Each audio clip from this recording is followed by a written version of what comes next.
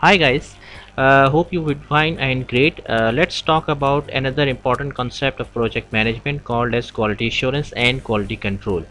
Both of these two terms, quality assurance and quality control, pertains to knowledge area of PMBOK called as quality management. Quality assurance basically deals whatever we have agreed to get executed as per the scope and as per the requirement. This is called as quality assurance. The development team is basically producing the deliverables, and quality pressure assurance has to make sure that the end product meets the quality and the criteria set by the owner for a product.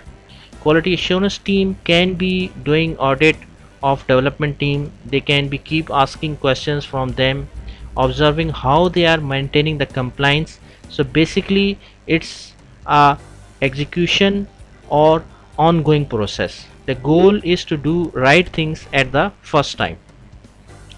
Now the quality control basically deals to verify the quality control. The quality control verify the end product with the scope and check whether it fulfills the requirement or not. If it's okay, quality control makes okay and stamp it and say that okay, you can the hand over the end product to a customer for user acceptance. If there is something wrong with the end product, then quality control can raise a defect request, uh, which can be dealt as a change request, which needs to be fixed in the end product. So quality control basically checking the end product. Quality assurance basically belongs to execution, and quality control belongs to monitoring and controlling. In quality control basically we are checking the deliverable. In quality assurance we basically raise a change request. We can also raise a change request in quality assurance, but it may belongs to change in the process, change in the quality management plan, or the threshold parameters.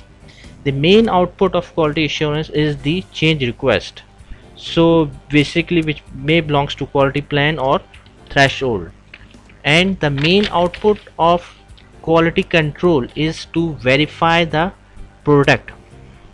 It may produce change requests to raise a defect which needs to be fixed in the end product before handing over the end product to a customer.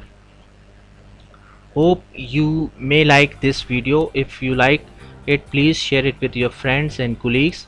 Please also subscribe to my channel so that I can share my updates with you. Thanks a lot for your time, and please keep watching my videos.